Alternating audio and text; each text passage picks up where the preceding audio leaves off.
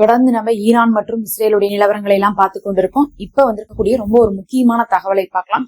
Iran பாத்தீங்கன்னா அடுத்தடுத்து நிறைய அறிவிப்புகளை கொடுத்துட்டு இருக்காங்க. 10ஆவதுக்கு பாத்தீங்கன்னா போர் நின்றுச்சுன்னு சொல்லிட்டு ட்ரம்ப் அறிவிச்சாரு. இப்ப நிலைமை எப்படி இருக்குன்னு கேட்டீங்கன்னா, அவர் அறிவிச்சதுக்கு பிறகு கூட என்ன பண்ணிருக்காங்கன்னா, ஈரான் மத்திய கிழக்குல இருக்கக்கூடிய பஹ்ரைன்ல தாக்குதல் நடத்திருக்காங்க, குவைத்ல தாக்குதல் நடத்திருக்காங்க.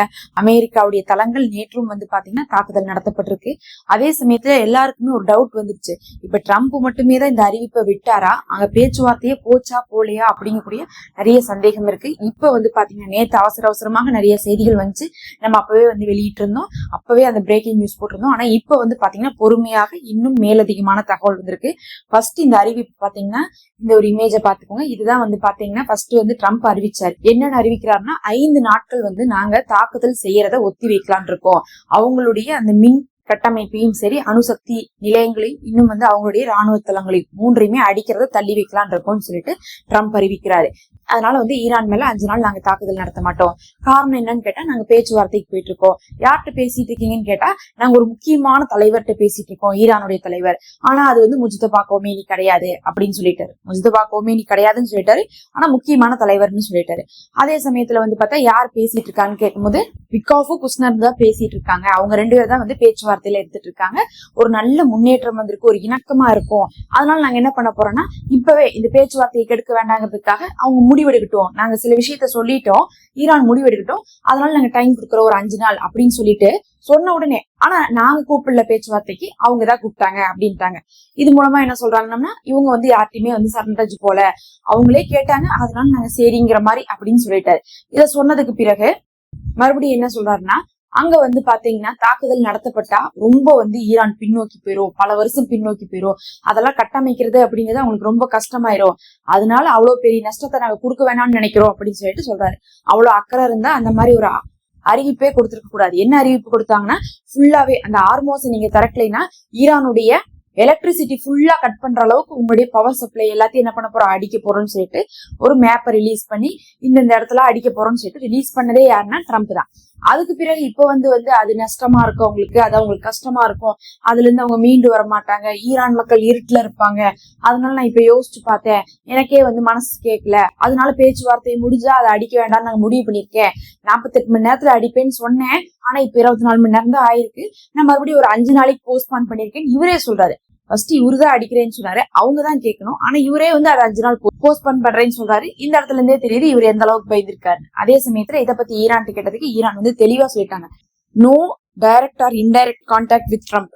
நாங்க டைரக்டாவோ இல்ல இன்டைரக்டாவோ, நேரடியாவோ இல்ல மறைமுகமாவோ எப்படியுமே நாங்க ட்ரம்ப்கிட்ட பேச்சுவார்த்தைக்கு போலையே, அமெரிக்காட்ட நாங்க போவே இல்லையே அப்படிங்கிறாங்க.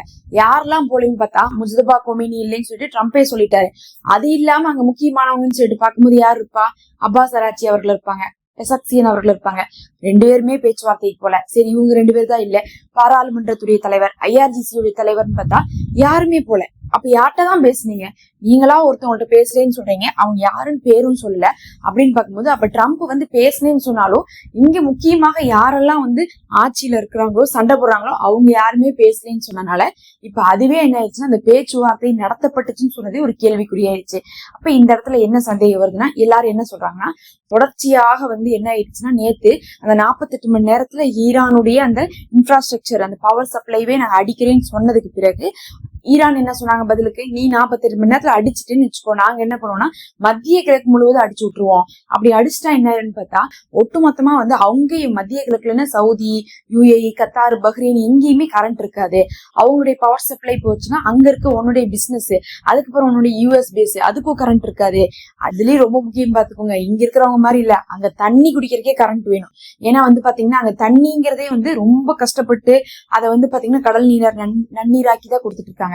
அப்ப உலகமே அவங்களுடைய ஊரே, அவங்க நாடே பாத்தீங்கன்னா இருட்டாயிட்டா என்ன ஆயிரும், கரண்ட் இல்லாம தண்ணியே வராது. அப்ப தண்ணியே இல்லாட்டினா என்ன ஆகும், மத்திய கிழக்குல பல பேர் கஷ்டப்படுவாங்க. எல்லாத்துக்கும் மேல எங்கேயாவது நம்ம ஃபேனை போட்டு ஓடுறோம், அங்கெல்லாம் AC இல்லாம இருக்கவே முடியாது, அவ்வளவு அனலா இருக்கும். சும்மாவே நம்ம என்ன பண்ண முடியாது, அங்க இருக்கவே முடியாது.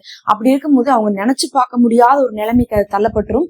காசால என்னென்னமோ இவங்க பண்ணாங்க, கரண்ட் எல்லாம் கட் பண்ணி. ஆனா மத்திய கிழக்கு முழுவதும் கட் பண்ணுவோம், அதுல உங்களுடைய US பேஸும் பாதிக்கப்படுவோம். நீங்க யாருக்கெல்லாம் இந்த அரபு நாடுகளுக்கு கூட்டு வச்சிருக்கீங்களோ அவங்களும் பாதிக்கப்படுவாங்கன்னு சொன்னா அந்த அரபு நாடுகள் போய் ட்ரம்ப்கிட்ட வந்து அப்படிக்குதான் அடிச்சிடாதீங்க, எங்களை வந்து அவங்க அடிச்சிருவாங்க, அது ரொம்ப கஷ்டமாயிருன்னு சொல்லிட்டு கெஞ்சினதாக ஒரு தகவல் இருக்கு. ஆனா வந்து பாத்தீங்கன்னா அது வந்து அதிகாரப்பூர்வமாக வெளியே வராது, இது வந்து ரகசியமா தான் பேசுவாங்க. ஆனா பகிரங்கமாகவே வந்து பாத்தீங்கன்னா சில நாடுகள் என்ன பண்ணாங்க, அடிக்க வேண்டாம் அப்படிங்கக்கூடிய எச்சரிக்கை நேற்று வந்து ட்ரம்ப்புக்கு விட்டாங்கன்னு சொல்லிட்டு நம்ம வந்து இந்த போர் நிறுத்த செய்திகள் வர்றதுக்கு முன்னாடியே நம்ம பார்த்திருந்தோம். அப்ப பல நாடுகள் என்ன பண்ணிட்டாங்கன்னா, செஞ்சிடாதீங்க, செஞ்சீங்கன்னா இன்னும் இது உச்சத்தை தொற்றும். ஏன்னா வந்து ஈரான் வந்து சரிக்கு சரி அடிக்கிறாங்க, டிமோனாவை அடிச்சாங்க, நீங்க அணு ஆயுதத்தை தாக்க போறீங்கன்னு சொல்லிட்டு நீங்க அங்க தாக்குனா அவங்க இங்க தாக்குறாங்க, நீங்க அங்க வந்து பார்த்தா பள்ளிக்கூடத்தை இடிச்சீங்கன்னு சொல்லிட்டு நேத்து என்ன பண்ணிருக்காங்க, ஈரானும் இஸ்ரேலுடைய ஒரு பள்ளிக்கூடத்தின் மீது, அது காலியான இருந்த பள்ளிக்கூடம் தான், ஆனா அதன் மீது தாக்குதல் நடத்திருக்காங்க. பதிலுக்கு பதில் செஞ்சுட்டு இருக்காங்க, பொதுமக்களை தாக்க ஆரம்பிச்சிட்டாங்க. காசால அப்படி செய்யவே இல்லை. ஆனா இப்ப ஈரான் என்ன பண்ணிருக்காங்க, இந்த தடவை பொதுமக்களையும் தாக்க ஆரம்பிச்சிட்டாங்க. கண்டிப்பா வந்து இஸ்ரேல் முழுவதுமே இருள்ல வந்து நாங்க மூழ்க வைப்போம், அது இல்லாம மத்திய கிழக்கையும் இருள்ல மூழ்க வைப்போம்னு சொல்லியிருக்காங்க. இது நிலைமை இன்னும் மோசமாயிரும், 10க்கு 6 மோசம் முழுசா இழுத்து மூடிடுவோம் அப்படின்ட்டாங்க. அதனால எல்லா நாடுகளுமே அழுத்தம் கொடுத்தனாலதான் இப்ப ட்ரம்ப் என்ன பண்ணிருக்காரு, வேற வழி இல்லாம அந்த 5 நாள் அப்படின்னு கூடிய அந்த ஒத்தி வைக்கிறோம் அப்படின்னு சொல்லிட்டு ஒரு முடிவு எடுத்திருக்காரு. அதே நேரத்துல 5 நாளுக்கு அப்புறம் தாக்குவாரா தாக்க மாட்டாருன்னு கேட்டா, ஒரு சில விஷயங்களை வந்து 48 மணி நேரத்துல செய்வோம்னு சொல்லிட்டு அப்ப செய்யலைன்னா எல்லாரும் எதிர்பார்ப்பாங்க. அது 5 நாள் 10 நாள் அப்படி இப்படின்னு சொல்லி என்ன பண்ணிக்கலாம், அப்படியே அந்த விஷயத்தை விடணும்னா கூட என்ன பண்ணலாம்னா தள்ளி போட்டு விட வைக்கலாம். அதே சமயத்துல வந்து என்ன பண்ணிடுறாங்க, இவங்கதான் கூப்பிட்டாங்க, ஈரான் தான் எங்களை சமாதானத்துக்கு கூப்பிட்டாங்க ஒரு வார்த்தை சொல்லி வச்சாரா, அதுக்கு பிறகு மறுபடியும் வந்து ஊடகம் கேட்கறாங்க, அப்ப இது வந்து அந்த 5 நாளுக்கு அப்புறம் நிரந்தர நிறுத்த வந்துருமா அப்படின்னு கேட்டதுக்கு, இல்ல நாங்க வந்து அவங்கள்ட்ட பேசியிருக்கோம், அவங்க வந்து ஒத்துப்பாங்க, அவங்க யோசிச்சு பாக்கட்டும், அவங்கள்ட்ட இருக்கக்கூடிய யுரேனியத்தை நாங்க வாங்கணும்னா கூட அவங்க பேச்சுவார்த்தைக்கு வந்தாதானே நாங்க வாங்க முடியும் அப்படிங்கறதே அவரே சொல்லிட்டு, அவங்க பேச்சுவார்த்தைக்கு ஒத்துக்கிட்டா மட்டும் தான் ஆர்மோஸ் திறக்கப்படும் அப்படிங்கறத சொல்றாரு. அப்ப கூட பேச்சுவார்த்தைக்கு ஒத்துக்கிட்டா மட்டும்தான் நாங்க வந்து அடிக்காம இருப்போம் அப்படின்னு சொல்லல, பேச்சுவார்த்தைக்கு ஒத்துக்கிட்டாதான் ஆர்மோஸ் திறக்கப்படும் அப்படிங்கறதே சொல்றாரு. அப்படின்னு சொல்லிட்டு மறுபடியும் கடைசியா சொல்றாரு, ஈரான் தான் எங்களை பேச்சுவார்த்தை கூப்பிட்டாங்கன்னு. அது எதுக்கு மறுபடியும் 2வது தடவை சொல்றீங்க, ஏன்னா ஈரான் வந்து கூப்பிடவே இல்லை, அவங்க பேசவே இல்லைன்னு சொல்லிட்டு இருக்காங்க. அந்த நேரத்துல இந்த மாதிரி என்ன பண்ணிருக்காரு ட்ரம்ப், மறுபடியும் 2வது தடவை சொல்லியிருக்காரு. மொத்தத்துல பார்க்க போனா வந்து பாத்தீங்கன்னா இந்த அல் அரபியா அப்படின்னு சொல்லக்கூடிய அல் ஜசீரால வந்து கிடையாது, அல் அரபியால நம்ம சொல்றோம்.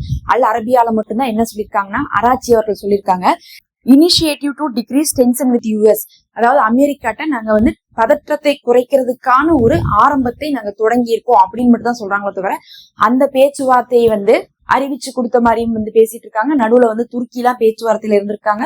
இவங்க ஈரான் வந்து தெளிவா சொல்றாங்க, எங்கள்கிட்ட வந்து சமாதானத்தை பத்தி 5 நாளை பத்தி எல்லாம் ஒண்ணுமே சொல்ல, அவரே அறிவிச்சுக்கிட்டாரு அப்படிங்கிறாங்க. ஈரான்ல இருந்து என்ன அறிவிச்சிருக்காங்க அப்படின்னு பார்க்கும்போது, இன்னும் வந்து பார்லிமெண்ட்டுடைய சபாநாயகர் அவர் அறிவிக்கும் போது என்ன பண்ணிருக்கான்னு பார்த்தா, அதாவது அமெரிக்கா வந்து கௌரவமா இதுல இருந்து கலந்துக்கலாம் அப்படிங்கிறதுக்காக அடுக்கடுக்கா போய் சொல்லிட்டு இருக்காங்க. அவங்கனால வந்து எங்களுடைய த்ரெட்டனை வந்து தாங்கிக் கொள்ள முடியல. அதே நேரத்துல வந்து ட்ரம்ப்பை பார்த்து சொல்றாரு, நீங்க இந்த முடிவு எடுத்ததுக்கு தேங்க்ஸ், எதுக்குன்னா அதாவது வந்து 48 மணி நேரத்துல எங்களுடைய பவர் சப்ளை வந்து இன்ஃப்ராஸ்ட்ரக்சரே ஃபுல்லா அடிப்பேன்னு சொன்னீங்க, அதுக்கப்புறம் நாங்க உங்களுக்கு ஒரு மிரட்டல் கொடுத்தோம் பாருங்க, இஸ்ரேலையும் அடிப்போம், அதுக்கப்புறம் மத்திய கிழக்கையும் அடிப்போம்ட்டு, அப்புறம் உங்களுக்கு புரிஞ்சிருக்கும் நீங்க எவ்வளவு பெரிய தப்பு செய்ய போறீங்கன்னு சொல்லிட்டு. அதை புரிஞ்சுக்கிட்டுதான் இப்ப நீங்க என்ன பண்றீங்க, இந்த 48 மணி நேரத்தை என்ன பண்றீங்க, அப்படியே வந்து அந்த ஐடியாவை விடுறதுக்காக 5 நாள்னு பண்றீங்க. அதனால நீங்க இந்த முடிவை வந்து மாத்தி எடுத்ததுக்கு தேங்க்ஸ், ஆனா அதுக்காக நீங்க பொய் சொல்றீங்க பாருங்க, சமாதானம் எல்லாம் வந்தோம்னு சொல்லிட்டு, இதெல்லாம் கொஞ்சம் ஓவர் தான் அப்படின்னு சொல்லிட்டு அவர் என்ன பண்ணிருக்காரு, கலாய்ச்சி விட்டுருக்காரு.